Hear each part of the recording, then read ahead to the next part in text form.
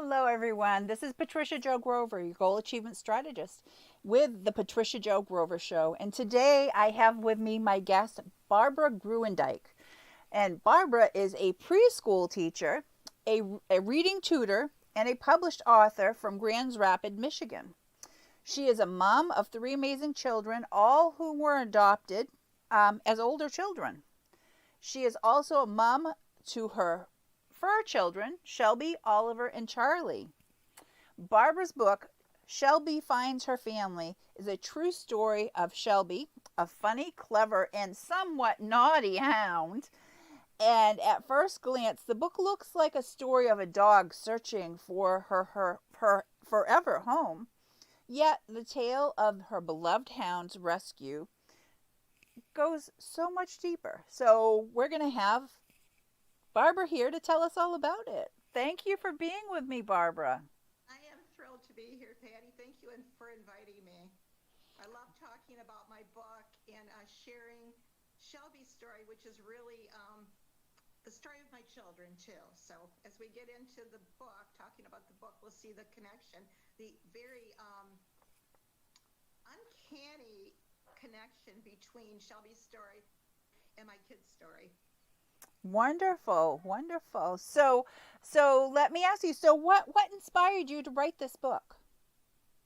Well, first of all, I love books in general, and children's books in particular. I taught school for many years. I'm currently a preschool teacher, but I've taught all grades up through grade 4. And I love to read. I love to read to kids, and I've been known as like the book teacher, because we read books over and over. We tape them back together again. The little kids, they've learned the word repair. They say, we need to repair this book. So we'll get out the tape, and I read the book. So first of all, I love books, particularly children's books. In fact, often I prefer those to so-called adult books. Love kids' books. Love animals, too. I'm a big-time animal lover. In fact, I kind of half-jokingly say, kids and animals love me, adults can take me or leave me. So that's kind of first. So that's who I am. I'm happiest around children and nature, animals, all kinds of animals, not just my pets, but all kinds of animals. And when we got Shelby, from the book, you could tell that she was a dog that nobody wanted, basically. We're her third family. And so in my mind, I was thinking, there's a story here. But then I didn't do anything about it. I just kept thinking, there's a story here. I know enough about children's books. I thought, there's a good story here. And then I was out to lunch with some family members, and I didn't even mean to say this. I blurted out, I'm writing a book. It's like, whoa. There you go. And they go, wow, you're writing a book? We always thought you'd be wonderful. It's like, oh my gosh, I said it. I didn't plan on saying it. I had not started writing the book. I had it kind of in the back of my mind. I'm writing a book. And I thought, oh, okay, I'm writing a book. That was interesting. Yeah. Now you you had to do it. I had to do it, and I didn't plan on saying that at all. So I thought, okay, this is inspiration. This is the spirit speaking through me. You've got to write this book, because you've been about it, thinking about it, blurting it out in front of there's probably 6 or 7 of us there at lunch. It's like, oh, now I've got to follow through. So, okay, I said I was writing a book, and so then I thought, well, I better sit down and start writing. And I couldn't do nothing. I could nothing. Nothing came. Even though I love Shelby's story, I love our family story, nothing. So it's like, oh. There was a block. One day, Patty, I was at my preschool, and my director was gone, and she had me in the office doing things for her in the office because she was out of town.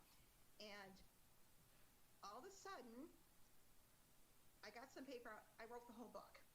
Just like that. The words came tumbling out, and that's after several weeks, maybe at least 2 or 3 months of saying that I was writing the book, and nothing was coming. All of a sudden, all the words just came to me, and I couldn't stop writing. Fantastic.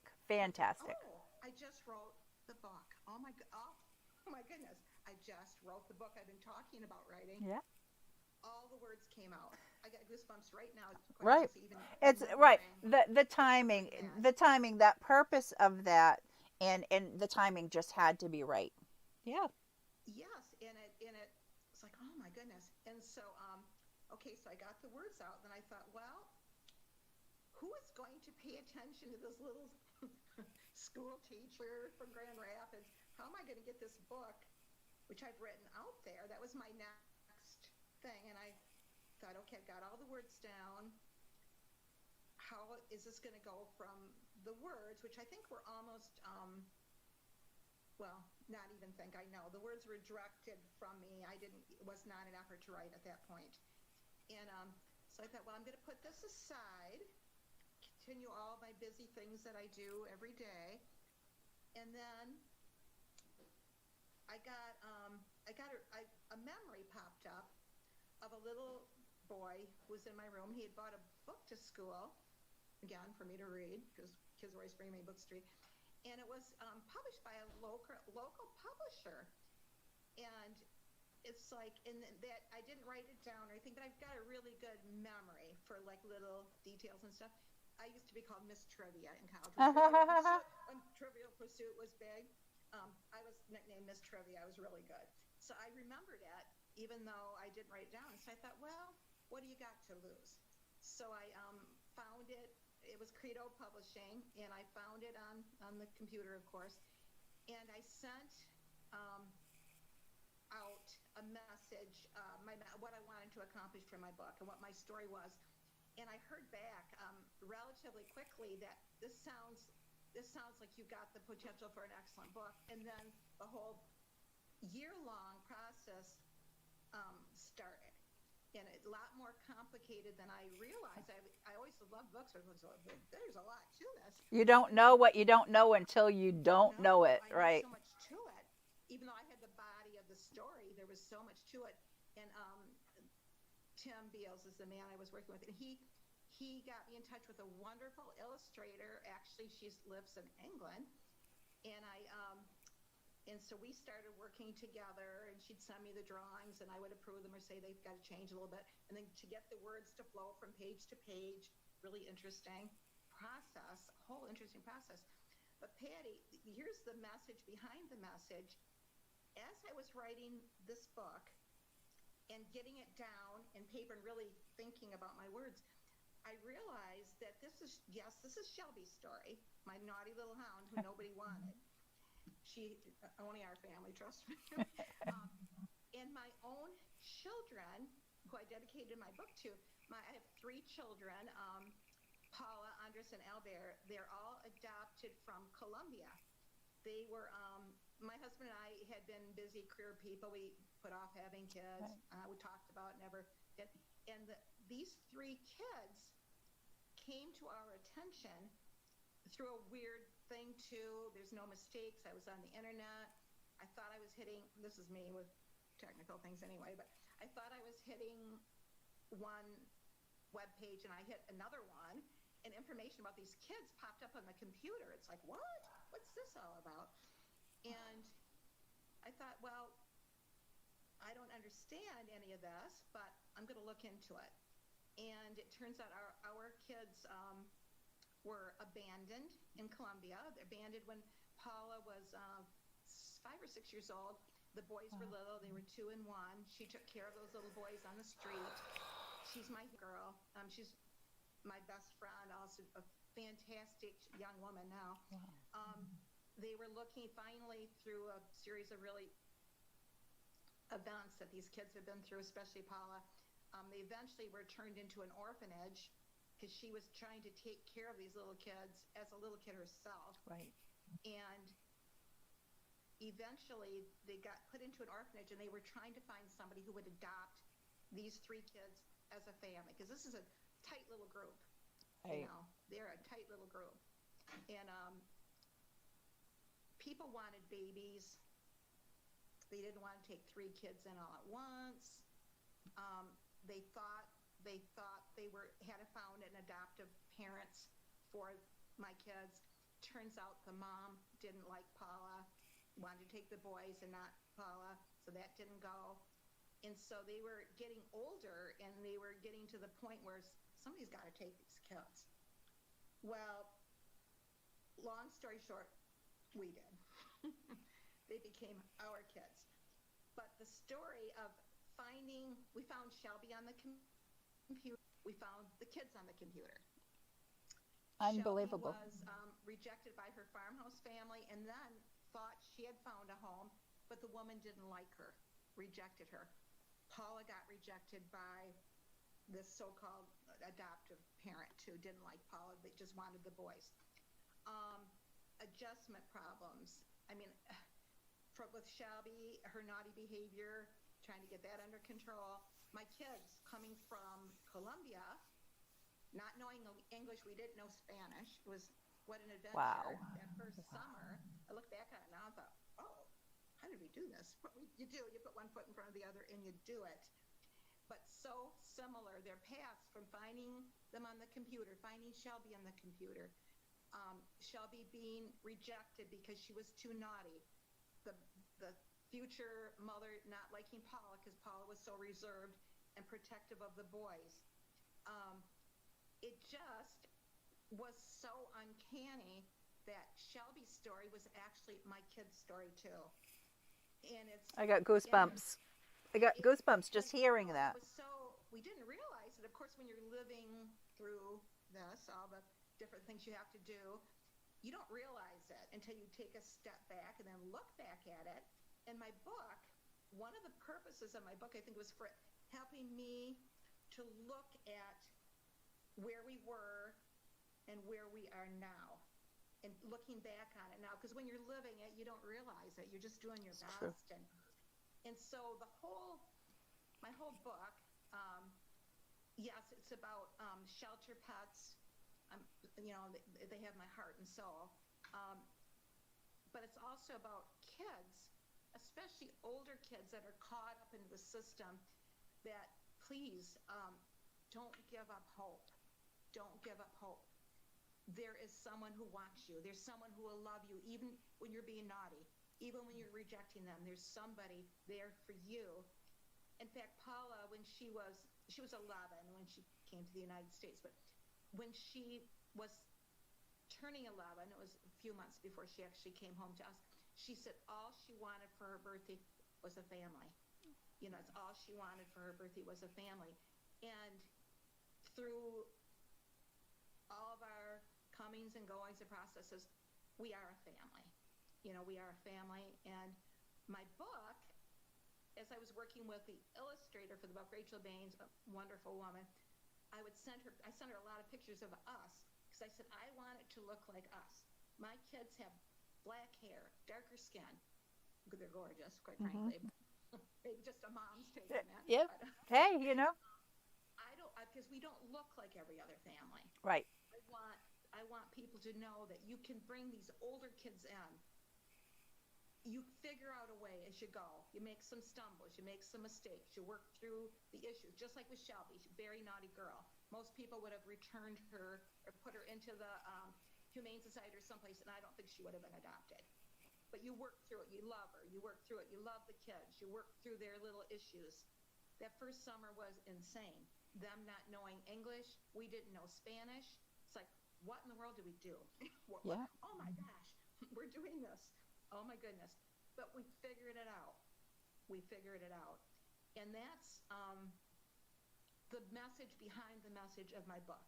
Yes, it's about rescuing my Shelby, who we love dearly, but it's about my kids, too. And the parallels between Shelby's story and the kid's story is I couldn't make it up. Right. I couldn't make it up. And just thinking, I had a conversation with one of my other guests the other day, and we're talking about children and about raising your kids and how you are different normally. Because if you have your own children, you're different with that first one. You're more hovering and trying to be so protective. But by the time you have the third one, you ease up a little bit, and you're a little more lax with stuff. But you got all three at the same time and different ages. So kudos to you, because that in itself is a feat. I've got some really funny stories about them not knowing English and we not knowing Spanish too. Some really, I mean, it's a humorous stuff. Right. You really, I mean, I could write a book about some of the funny things. And then plus with me, I'm so, my sense of direction is really poor. Geographically challenged. Before, yeah, yeah, I very much so. This is before GPS systems, and the kids laugh. They tease me now. They said, "Mom, the first words we learned in English is we better turn around," and I think we turned the wrong way.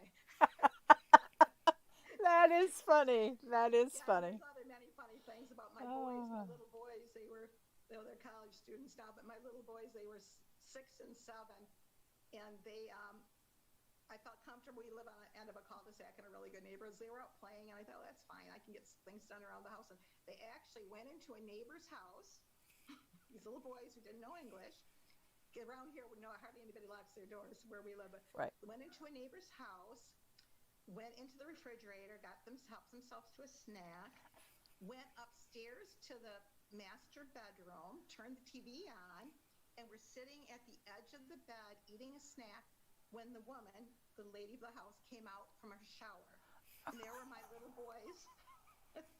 Oh my goodness. Ages 6 and 7, not knowing English. They'd helped themselves to a snack. That brought tears to my eye. Their legs were going back and forth on the bed. And fortunately, these people were, we knew them. And they loved the fact that we love you. We have these kids. And they understood the language thing and everything. So that's just one. I could tell many, many stories about our adjustment period with the kids, especially that first summer. They came in end of May, when they came. So that first summer, getting them into school. Oh my goodness. Just really fun. Right. Very poignant. Some are very poignant. Like the first time they saw snow. Right. My little Albert, who's my youngest child, he put it in his backpack because he wanted to bring it home to show me. Just really sweet things like that. And some issues too, some definite issues. With Paula being the oldest and so protective of the boys, not wanting to let her guard down. Right. And this is I might be chatting a little bit too long here, Paula. No. This is my story here. And actually how Paula and I got really close and bonded with each other. She was older than the boys, and so she went to a different school, and I would call her to breakfast, and she'd be eating her cereal, and I would read her Harry Potter. And she would listen and I would read. Every morning we would read together. And that's how Paul and I bonded, quite frankly, was over Harry Potter. right. We've seen all the movies together, even now. Oh.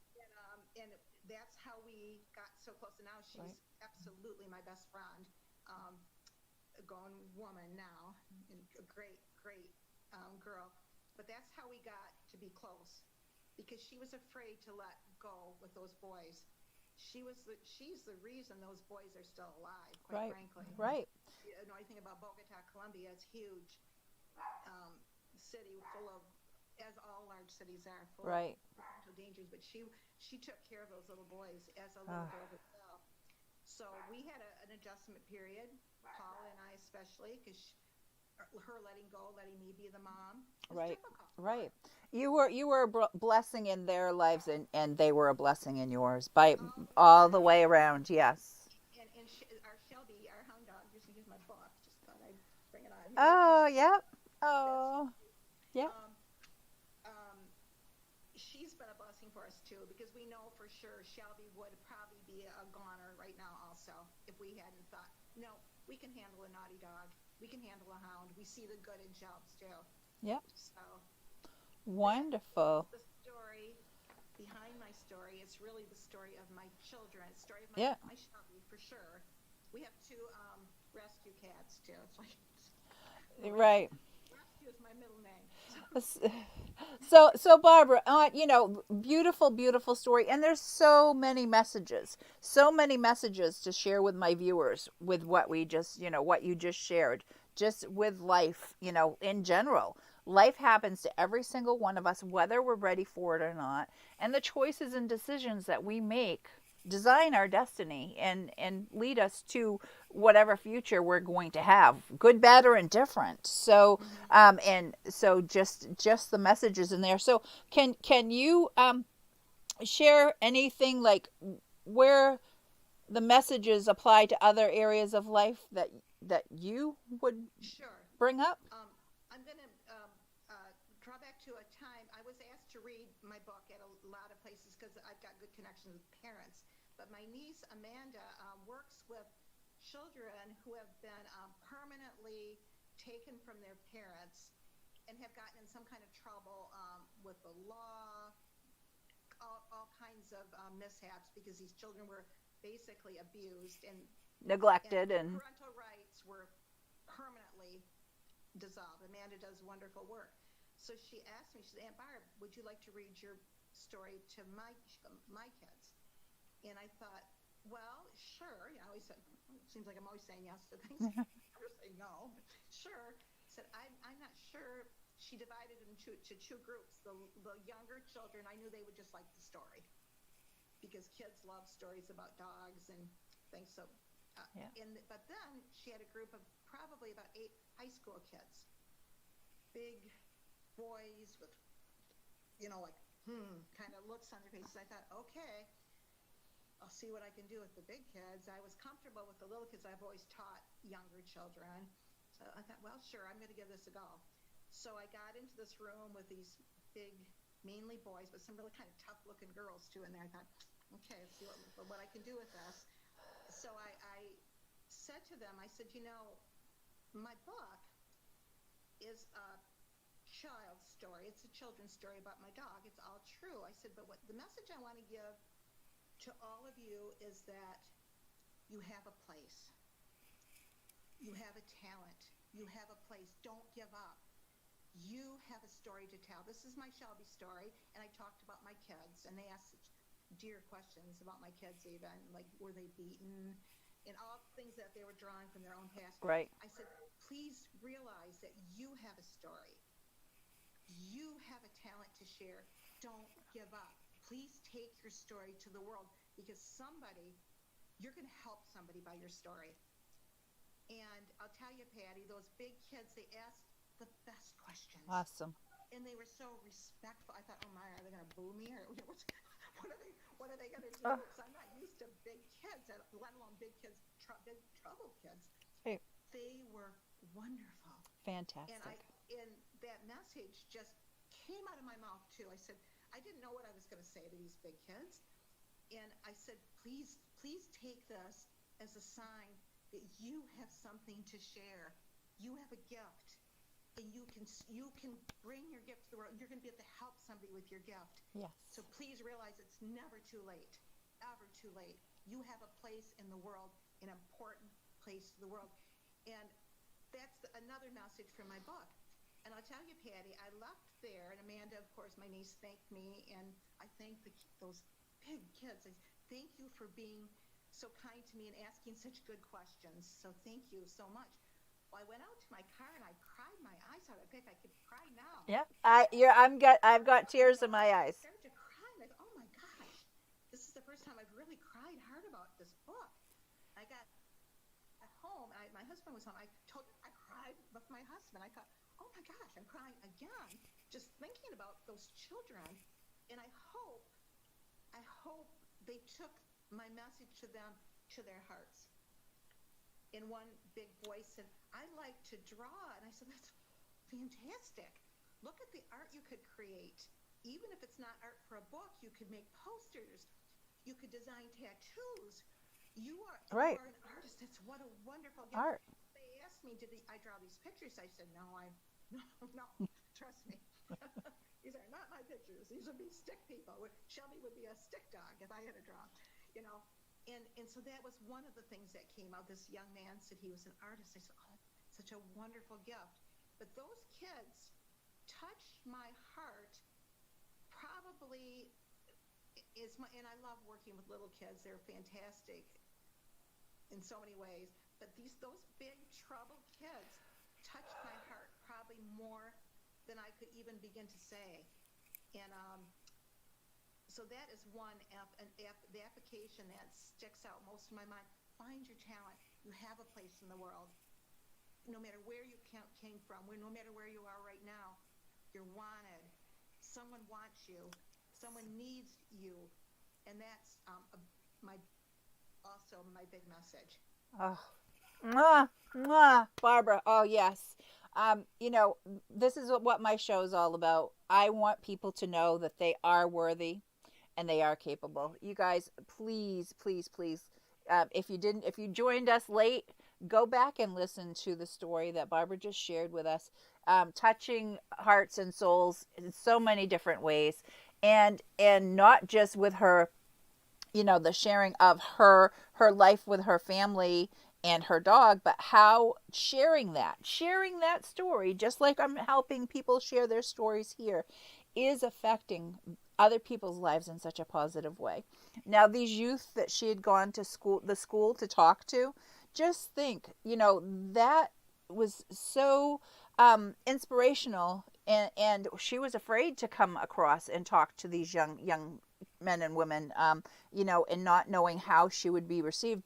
But I bet she made more of a difference for those kids than she even imagined. So kudos, Barbara, kudos, because you know, that's what it's all about. You know, what I do with my clients is, you know, I encourage them, I educate them, and I empower them to make the choices and decisions to be able to move forward and design the destiny and create the life that they want to have. And some of these kids, as you very well know, don't have people there for them to help them, and to inspire, encourage, motivate. Most, and you know, there are many that have people doing just the opposite, abusing, neglecting, and tearing down. And that's not what this world needs. This world needs more positive, and more people sharing their stories, because so that people realize they're not alone. They're not alone. And you know, we haven't all walked the same walk, we haven't all had the same journeys, but it life that is things that we have experienced, have, you know, that's made us who we are today. And for us to be able to move forward, we can't live in that past. We need to look at that past, learn what we can from it, and get the fuel to move forward. And so thank you, Barbara. Thank you. Oh, you're very welcome, Patty. Thank you for giving me the opportunity to Right. tell my story and tell my big story. Right. So, Barbara, do you have any special gifts for our viewers and listeners? Well, I thought a lot about that, and my I decided that I would like to. Well, my book is available so it's available on Amazon, and I appreciate anybody who buys the book on Amazon. A great gift for kids, any teachers. Now that a Right. lot of us are online, reading the book online. I've done that a few times. It's awesome. But if anyone wants to order a book through me, I've partnered with the Bissell Pet Foundation. They're Empty the Shelters. It's called, and Kathy Bissell, if anybody has followed her at all, probably everyone has heard of Bissell Vacuums. It's Right. a local business. And Kathy Bissell is an amazing woman, a woman of wealth and means, who has put her heart, she could do anything with this money. Instead, she goes to her love, her passion is helping these dogs find homes, senior dogs who have been neglected. She travels the United States with her Empty the Shelters events. Wonderful. And so I've made a personal goal to donate $500 to the Bissell Pet Foundation. I would suggest that anybody who's not familiar with them, find Kat. You've seen her probably maybe on TV, her ads. She does her little ads on TV. She's a wonderful, just looking at her posts about what in fact, she's recently just adopted a senior dog who probably doesn't have that much time left. She said she was bound and determined to give that dog a happy ending. She's a fantastic woman, again, who could do anything with her money, but instead she's doing this. She's pouring her heart into this. And so if anyone wants to order a book through me, I'll autograph it. I have to say, is really cute. I've got this little paw print stamp that Shelby will autograph it with her paw print stamp. Sweet. And 10% of any books that you order through me will go to the Bissell Foundation, Bissell Pet Foundation. So you can either message me on Facebook, or you could get a hold of me through Barb Groendyk at gmail.com. If you want to order through me, I'll send the book out. I'll pay the postage on the book, and 10% of it will go to the Bissell Foundation, helping these shelter animals, kitties. I call them all pet animals. How old they are. Yep. Just me being me here, but Yep. anyway, all these cats and dogs, I say kitties and puppies, Yep. even if they're old puppies, find homes. It's a wonderful organization. I suggest people look into it.